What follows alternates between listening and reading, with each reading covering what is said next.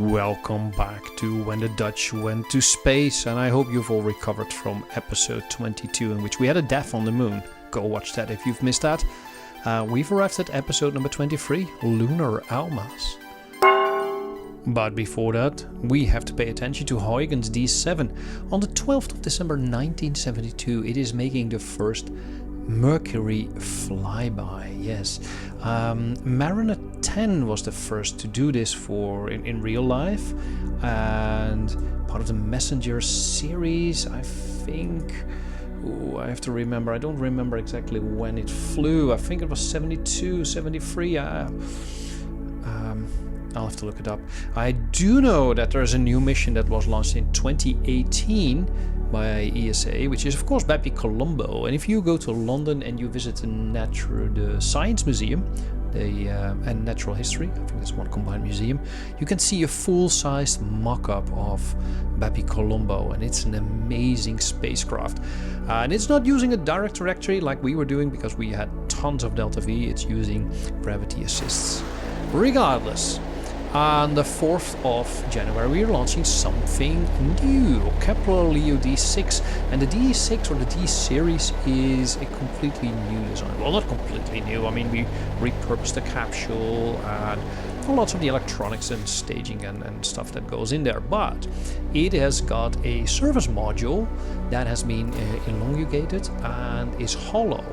So it's a bit like the trunk on the Space Dragon, but now it can be open and closed. It's sort of in the middle of it.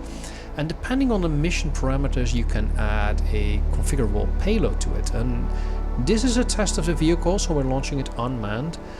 But it's going to return.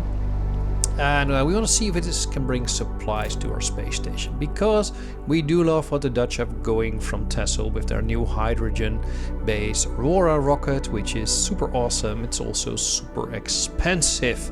Yeah, and this is also expensive. This takes an Europa free because it's something like 20 ton to 22 tons of it just doesn't fit the Europa 2.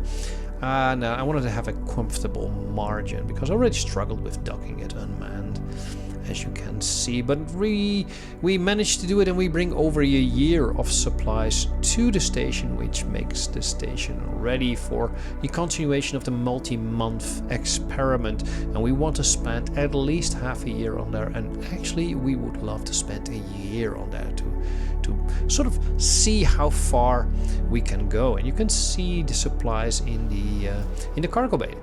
On the 5th of Jan, we are sending up Kepler 5b or B5. So this one's been sitting on a pad for a while. Valentina is there, Fabian, Marion, and Franco. They've all been to space before, and this is their long duration mission. I love this vehicle. I love the fact that we're using the small pad over in Texel area, but it is something like 70,000 funds to about 50,000 funds to send people up there, and yeah, that's just too much. It's just too much. Even if we can put 4 people in there, and then we need to send up a second supply craft. So by leveraging our Europa Free, you can actually do both missions simultaneously.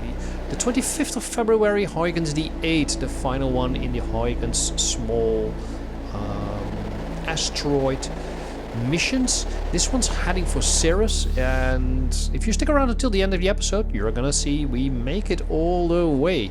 And this is the 3rd in the Huygens series that's launching on the D2. So you've seen this one before. Having this huge transfer stage with tons and tons of delta V makes it relatively easy to hit our target. We do need to make a couple of correction burns because MacJab isn't all too perfect, but we have got room to spare. Oh man, we got so much delta V left.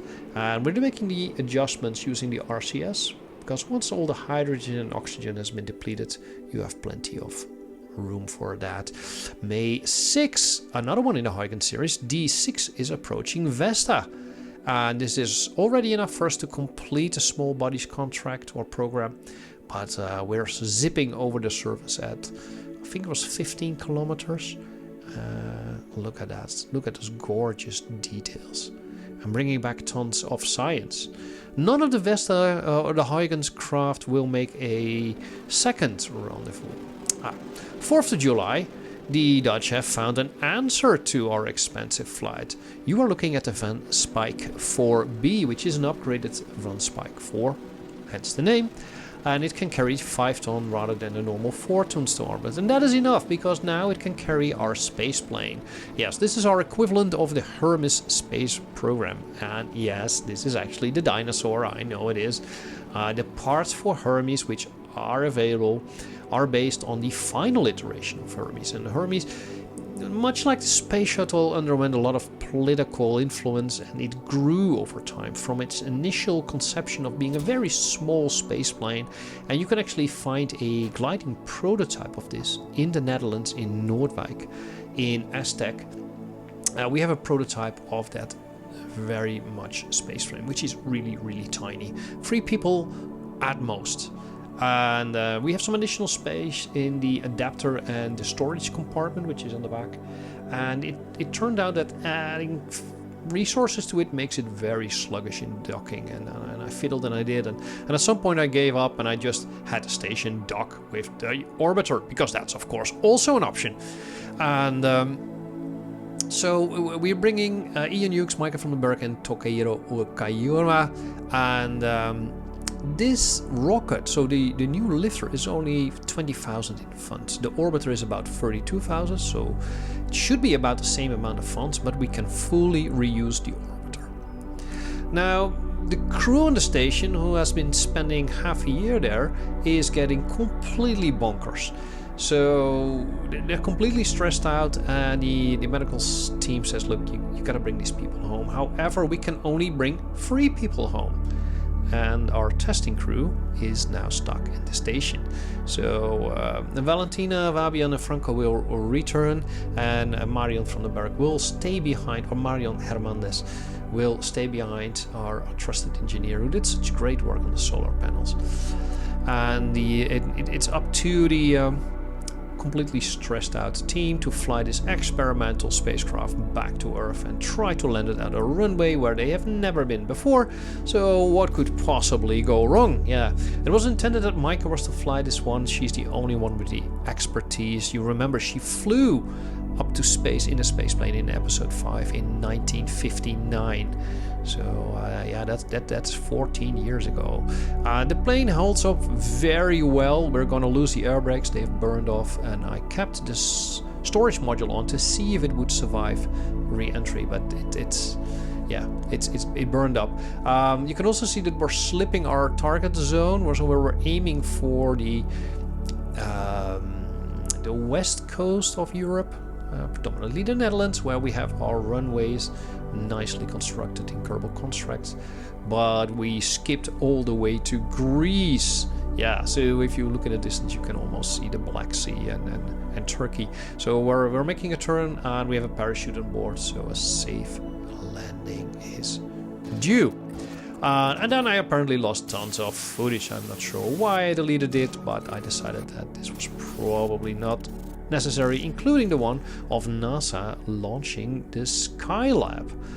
So following up on last episode, we have a newfound collaboration with our American friends, and they've added a module to our station with a treadmill, which is hopefully going to alleviate some of the stress of our poor people up in the station, especially Marion, who is now at 77% stress.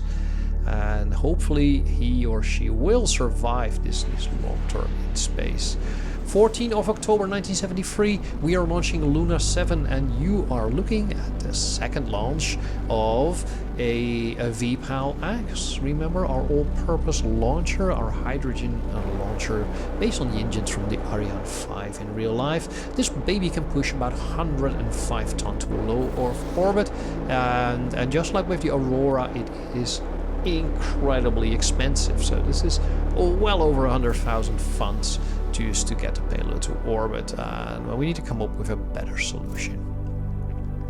Well, Luna 5 is heading for the moon, of course, but this is a special mission, as you may have guests from the crew. Eurozolov is of course from the Soviet Union, Vicky Richardson from the UK, Jesse Martin as well, and together they are the team of Lunar 7, and they are going to bring a unusual payload, which is the Unity module.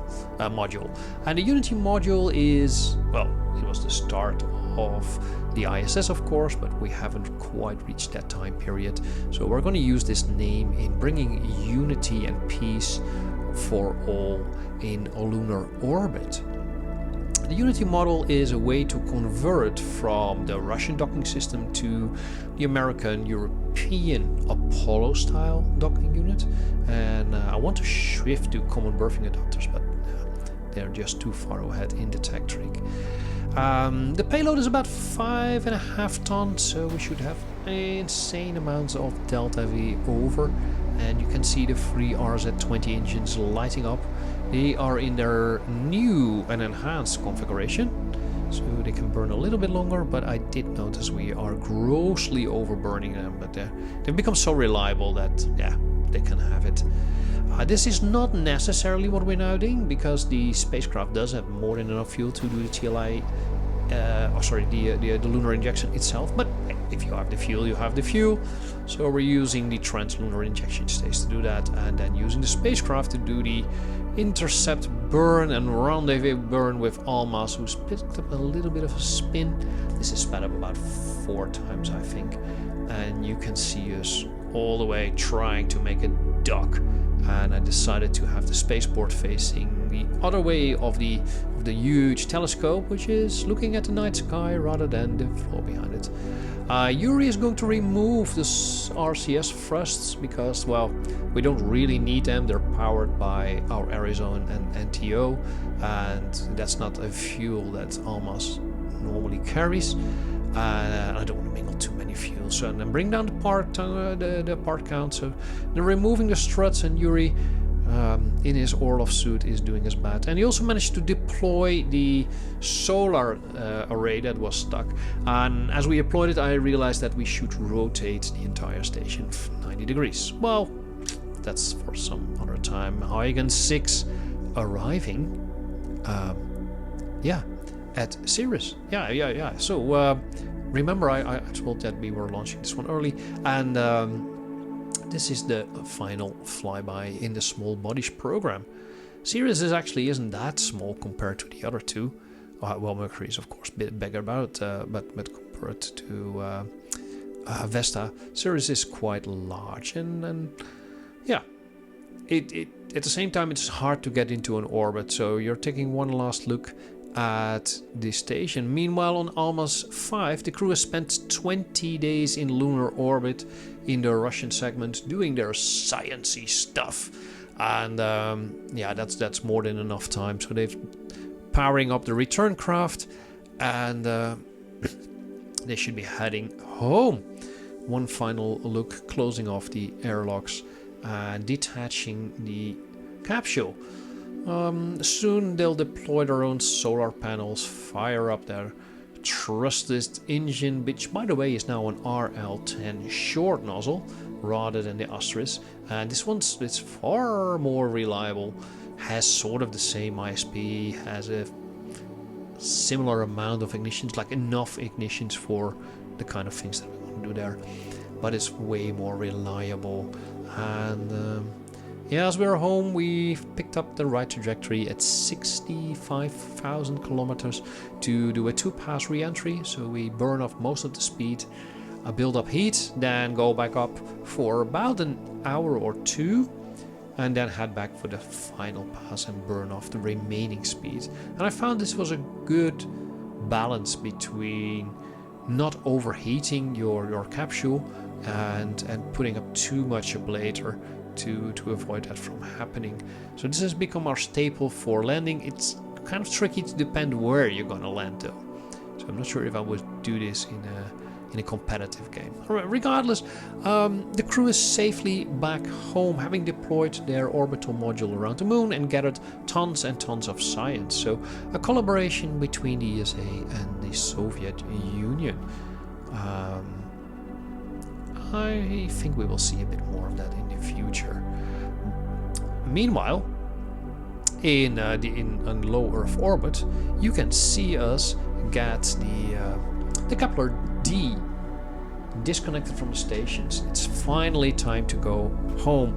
The three people of the crew that went up on the Hermes have spent about half a year in space, but the crown was really taken by Marion, who spent a year, and stress levels are now around 90%, so I'm really glad that the year is over. I've also seen that we've spent the RCS of the capsule, and this is causing the system to tumble as we go down, but the capsule is a proven design and it's gonna self-righten. Is righten self-righteousness? No, self-righteousness is something else. It's gonna straighten itself out, and there we go. As the air picks it up, it's going to point in the correct direction, and in the distance you can see the firework of the garbage exploding. And here we go down in a single pass, steeply bulleting ourselves down to Europe. And these are also going to land somewhere around Greece. Isn't that amazing? So I think the Greece military has a busy time with all the spacecraft dropping at their country and then sending them back to their respective countries. Well, that has been today's episode. I hope you enjoyed it. So we've seen the Almaz station in lunar orbit, and we've seen a great cooperation between ESA and the Soviet Union. The next one is going to be about going back to the moon, I think, and perhaps we can do a little bit more with the American base that we have up there. Maybe there is some moving around to do and getting everything ready for the next generations of lunar bases. Stay tuned.